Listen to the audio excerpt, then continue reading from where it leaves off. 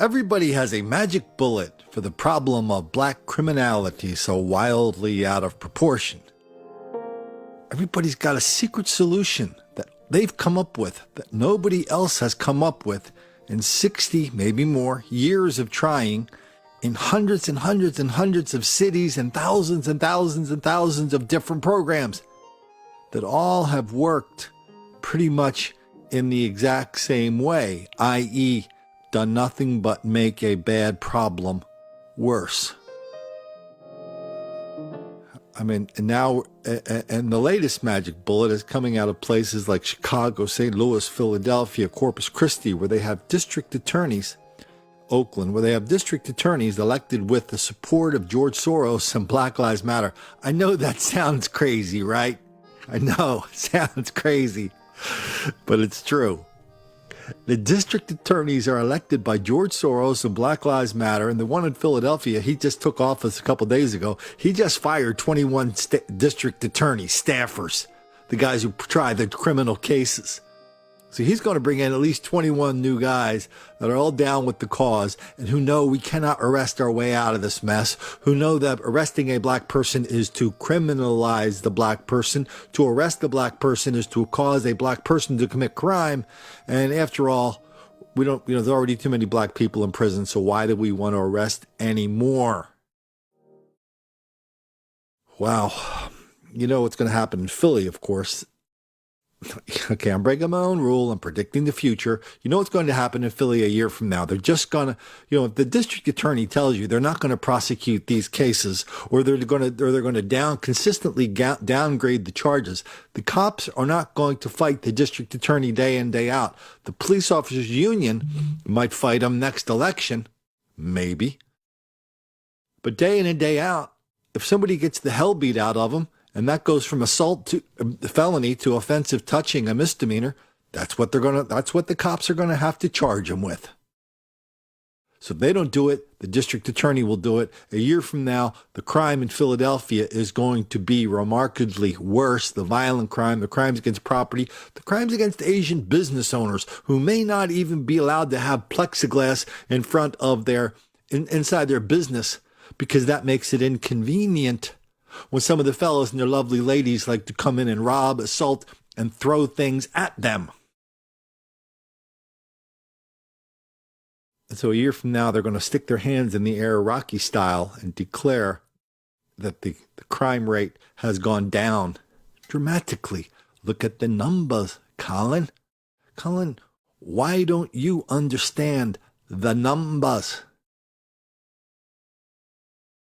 And so that's the latest magic bullet, is charging less, arresting less, getting lesser sentences, putting your hands in the air and declaring victory in a war that you are losing. Kind of reminds me of that guy. Anybody remember Baghdad Bob? Boy, he's passed from our consciousness way too quickly. He was the guy what war was that? Was that Desert Storm? When we were advancing on Baghdad, and Baghdad Bob would confidently get in front of the microphones and the TV cameras of the world, tell everybody they were winning, the Americans were lying, nothing was going on. In the meantime, literally outside, you could hear the American tanks, rolling down, or you could see a live feed of the Americans blowing up an airport or something. I mean, that's what we're getting from these district attorneys and mayors all over the country now. The numbers are down, Colin, they're down. Okay. Whatever. That's your magic bullet. Arresting fewer people, getting a DA in there who won't charge them. Everybody takes credit for winning a war that they're really losing. Well, sometimes like in places like Baltimore, there are still people who believe in the old school way of enabling black criminality and black violence. They believe in the midnight basketball, the free breakfast, the free lunch, the free dinner, the free phone, the free housing, the free TVs. The free rides to school, the free rides from school, all that stuff. They believe in mentoring. Even though on every step of the way, every place this has been tried, it's turned into a dismal failure, but they keep trying it. As kids get in one end of the system, they meet a social worker, they meet a judge, they meet a prosecutor. They made a court-appointed psychologist. He looks him in the eye, and the kid says, "Oh, man, I'm so sorry I conked that old lady on the head. What was I thinking? I was hanging around with the wrong people, man. I just want to get my life together." That works. That works. That gets you back out on the street. That's why when cops arrest people in a Baltimore or a Camden or a Philadelphia or a New York or a Chicago or a Corpus Christi or a St. Louis or a Kansas City or a Milwaukee, that's why when they arrest people, they have records longer than their arms. And that's why the people who get shot, they have records equally long, equally vicious. We've let whatever this thing is called a criminal justice system, I feel like I'm reliving some kind of 70s movie now where, where the people commit these incredible crimes and they're back out on the streets before the cops are. I mean, that was the cliche of these 70s movies, but we all thought, people wised up to that and caught on to this little con game, and we thought we kind of settled it. All of a sudden, something happened 5 years ago, 6, 7, 8, 9 years ago. What happened 9 years ago? Something happened 9 years ago where everybody decided, hey, you know what? Man, we're arresting way too many black people for no reason whatsoever. There's just too many in jail because we know that black people and white people commit the same amount of crime. It's just that we catch black people more often because we put cops down there. We don't put cops over in the white neighborhood. Stop me if you've heard this before. Oh, by the way, if you think I'm making this up, check out Atlantic Magazine. A story on gentrification. That's word for word what they have all these big shot experts saying, what I just said. Yeah, I did a video on that. I got kicked off YouTube for posting that video and calling BS on it. They said it was hate speech. Anyway, so watch this video of the story down in Baltimore. And we're going to hear about this plucky city councilwoman who fought back. We did it. We did a video when this happened because we did a video on how this woman took her husband's job on the city council after he died. He was down with the cause. She was down with the cause. Every step of the way, every inch of the agenda, the liberal Democrat agenda, the big city agenda, that includes, I shouldn't say it includes, that priority is let's excuse black dysfunction on every possible level. Let's excuse it all and blame it on whatever, as long as we don't blame black people for whatever the hell they're doing. That's what this woman is about. Let's see if this little incident caused her to change her mind. Councilwoman attacked. Baltimore City Councilwoman Ricky Spector is home recovering tonight after being carjacked and assaulted. Police have one suspect in custody, but they are still looking for another.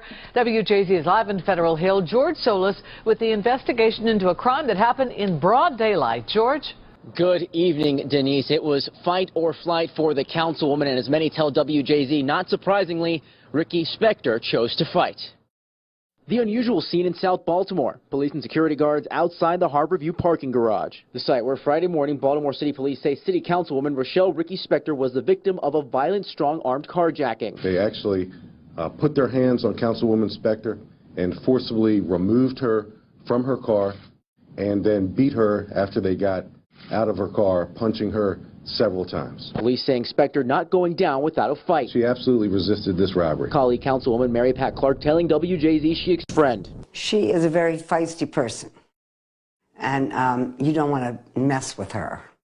So, very in character for Ricky Spector.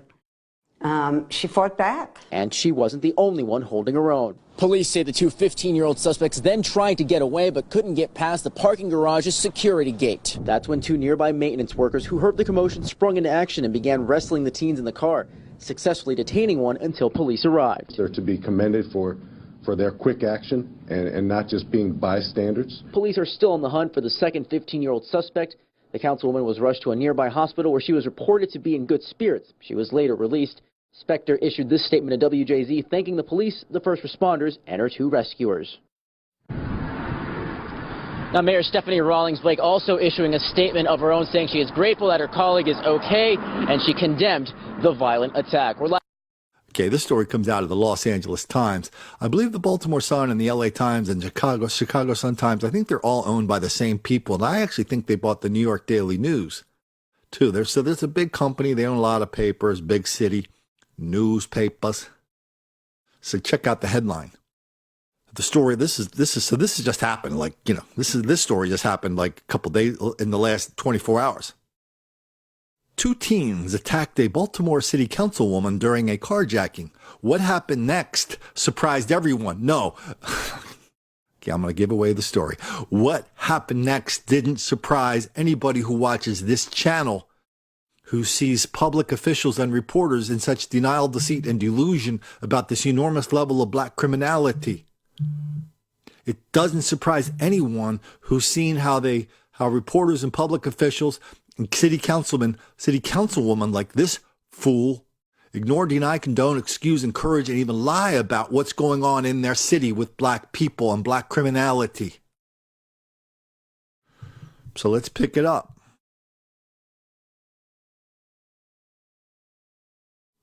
Okay, let's pick it up. This is who wrote this story? Reporting from Baltimore. Let's see who wrote this story. This comes from Luke Broadwater. Okay, let's do a little bit of a feature opening here, shall we? The weather wasn't too cold that December morning, so Councilwoman Rochelle Ricky Spector put on a light jacket as she headed for her gold Buick. 2 teenage boys from Southwest Baltimore were in her Inner Harbor parking garage. Inner Harbor, that's the safe neighborhood. You remember that, right? Cutting school and looking for cars to steal. They fixed their eyes on the 80-year-old Spector. The attack was quick and it was violent. A Spector got in her vehicle. The 13-year-old blocked her door from closing. The 15-year-old hit her in the face hard. I was mad as hell. They told her, quote, "You white bitch, give me your car." They punched me in the face, threw me into a concrete pillar. I was screaming like crazy. So far, so good. Word of the attack and subsequent arrests of the boys made evening newscasts and fueled local anxiety. In a city besieged by violence, it seemed to show that no one, not even an octogenarian city official, was safe. Where is that the way it works? You get somebody from LA to look at Baltimore and they make these observations that are just dated and old and superficial and ridiculously simplified. Is there anybody who looked at that attack and said, "Oh yeah, I'm really surprised that those young black people attacked that 80-year-old woman"? No, nobody is surprised in Baltimore, you fool. Anyway, so let's get back to the story, because this is where the story begins. What is less well known is this. Instead, that continues the LA Times, instead of seeking vengeance, that's what we call justice now. Putting someone in jail for beating the crap out of a little old lady is now vengeance. Do you suppose it was the first time those guys ever did something like that? Did they ever have a record before? Instead of seeking vengeance, Spector quietly decided to become the boys' advocate. Yeah, it's very quiet. We're going to see how quiet it is. She was in every public forum in Baltimore telling everybody what a virtuous person she was for rescuing these innocent angels who temporarily went astray and almost killed her. Okay, sorry for the editorial comments here, but she, according to this paper, the LA Times, she and a team of nonprofit workers, mentors, and cooks and coaches, a group Spector has dubbed the Good Samaritans, have been working with the boys for months. During and after their time on house arrest, and their grade, school attendance, and attitude have shown marked improvements. Though the boys are still a work in progress, that's what we call covering your butt, by saying these kids are still bad news, but the bad news narrative doesn't fit in the story. Anyway, the teens are now emerging as leaders in the neighborhood, trying to teach others to stay out of trouble. Last month, Spector joined, around the anniversary of the attack about a year ago, Spector joined the older teen in front of a large audience at her synagogue, where leaders from across the city presented her with an award for his progress. The boy who had once punched her in the face now shyly tried to hide behind her from the view of the crowd. He was so overwhelmed, she said, if he didn't hold on to me, he was going to collapse, Spector said.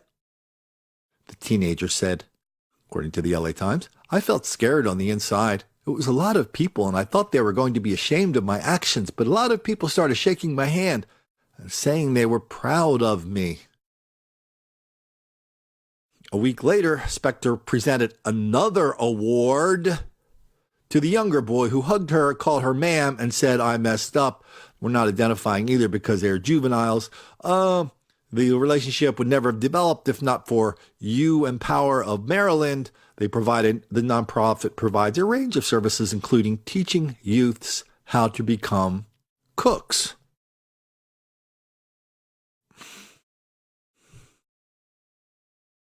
Okay, let's just get through the article because there's something really important we have to say about this.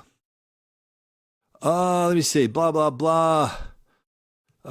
Despite the crimes, the head of this program said she believed the boys had a lot of promise. We invited her to come to the neighborhood and see how much is needed here. The median income is less than $25,000. They live below the poverty line, lead paint violations, and people are nearly twice as likely to be murderers as elsewhere. And the electricity has been shut off in their home, and he didn't go to school. Okay, that pretty much is, like all the excuses all in like one paragraph. That's an extremely heavily dense paragraph, dense with excuses. We went to court not to say they shouldn't be punished, but to see if there was some way we could find a solution. They need, okay, here we go. We're like back in 1956 here, okay? That's like the Jets. This is like the Jets and this is like West Side Story. Off that Officer Kripke song. They need to stay busy. They need to stay engaged. Our goal was to be louder than the streets. If you're not there every day, the streets just call the kids in at a very early age. It's interesting to think about Ta-Nehisi Coates, who emerged from the same kind of streets, same kind of thing. And he was describing the same kind of atmosphere back when he was a young man. Same kind of prescription, same kind of solution. Causes white racism and lack of programs. Solution is lots more free stuff. It would have been easy, said the newspaper, for Spector, the city councilwoman, to stay angry. She could have asked the judges to jail the teen for years. She said she drew on her Jewish faith and chose to forgive them. The Talmud says you first have to have empathy. You have to do acts of love and kindness. Okay, stop. Full stop. When I lived in San Diego, my best buddies were Jewish. I don't know that they practiced every day, but their kids were bar mitzvahed. I went to these things. We would talk about that. One time, sometimes they'd bring me a newsletter from one of their congregations, a liberal congregation. I'll never forget this one newsletter. The rabbi is talking to his congregation, and he's saying, well, we don't really need to keep kosher or follow the Talmud or the Old Testament or the Bible. They don't call it the Old Testament, the Bible anymore. We can practice what we call eco-Judaism.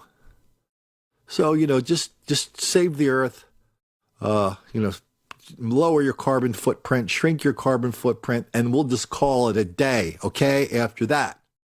So she's saying there's something in Judaism that says if two black people come up and beat the piss out of you, almost killing you, and they've done it before and they'll probably do it again, it is your Jewish duty to forgive them and forget all about it. I used to bust my friends all the time because I used to bust my Jewish friends. I used to tell them I think I knew the Talmud and the good book better than they did. I was at a Jewish wedding once in L.A. Apparently it's a famous place in L.A. It's right on the beach in Santa Monica. It's called Shutters. So, it's outside. Dinner was outside. The wedding is outside. Reception downstairs and inside. A very nice place. So they do the wedding. The ceremony itself didn't last that long, 10, 15, 20 minutes. They did they did all the traditional Jewish things. They had the glass. You put the cloth on top of it. You stomp on it. Everybody claps. So after the ceremony, we're milling around, waiting to go downstairs, and a waiter comes around. He's carrying a tray of shrimp cocktail. I go up to the waiter. So many of these situations where there's like a lot of people around, you know? And so I said in kind of a loud voice to nobody in particular, I said, hey, my name's Colin Patrick Flaherty, and even I know that shrimp is not kosher. And everybody around me laughed. One guy says, oh, don't worry about it. Just relax. It was a funny thing. But there's nothing in the Talmud that says you have to forgive people who try to kill you. Because remember, this is not just about you. It's about everybody else in the community that you have to protect. We're counting on you to protect and help keep these people off the streets. What are you doing? You're sending, oh my God, the message you're sending. The message you're sending to these con artists. Go to cook school. Tell everybody you're sorry. You'll be back on the street in days. Free as a bird. The story goes on to explain. She went up to the kid. Kids don't hit grown-ups, she said. Then the young man who hit her burst out crying. He hugged me. That was in the courtroom, said the councilwoman. I knew I was hooked. I was going to be there. Then the criminal said, we spoke, we hugged. She gave me a kiss on my cheek. It made me feel happy. I started feeling sad for what we did to her. Blah, blah, blah. And they talk about, and everybody's talking about how his life's turned around. He's all a good person now. He's going to go to school. He's going to go around and tell everybody about the error of his ways. Never really tried this approach before, have we? Oh yeah, by the way, one of the guys, he sees a future for himself as a pro athlete because he has a good throwing arm, so he's going to be a good quarterback, or as a veterinarian. Remember, in Baltimore, there are 16 black high schools in Baltimore where nobody can read or write above a third grade level, okay? Capiche? Nobody. If you can't read or write above a third grade level, that means you basically can barely recognize an emoji. And they're sitting there taking seriously his claims that he's going to be a veterinarian or a pro quarterback. I mean, that claim is as credible as anything else in this article. The head of the program says Spector has become an important advocate for the boys. She's tiny, but she's powerful. She has so much energy. Now the boys have a huge advocate. She wants to see them succeed. Now, Spector is going to devote the rest of her life to reforming the juvenile justice system. They are our children, she says. They walk where we walk. If they're going to do bad, they're going to be doing bad where we are. I'm going to spend my next 40 years, she's 80 years old, fixing the juvenile justice system. Well, Ms. Councilwoman Spector, you and all your cronies, you're the ones who broke it.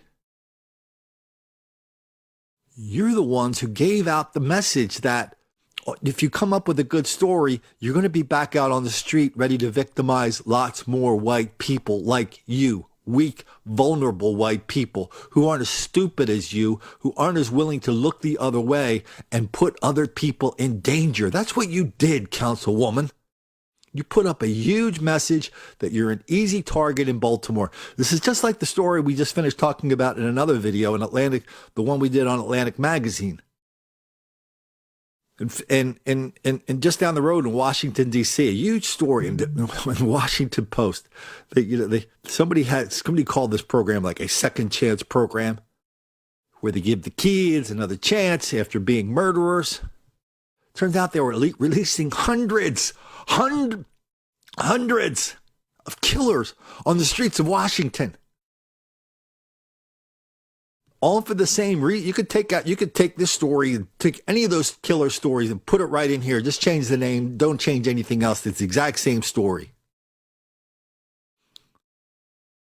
And all those killers on the streets were killing again and again and again.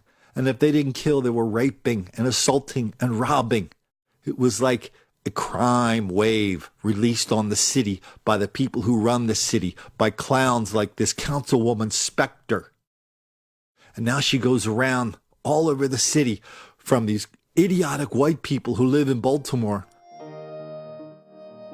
Now she's getting awards from them for doing exactly what it did that has turned that city into a chocolate hellhole.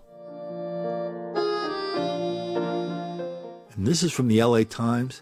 This is from the Baltimore Sun. This is from these, smart people. Just ask them, they'll tell you, smart people, this is how they want to roll. This is their solution. Pat them on the head, make them promise.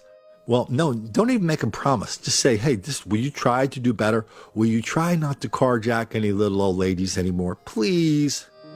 Pretty please.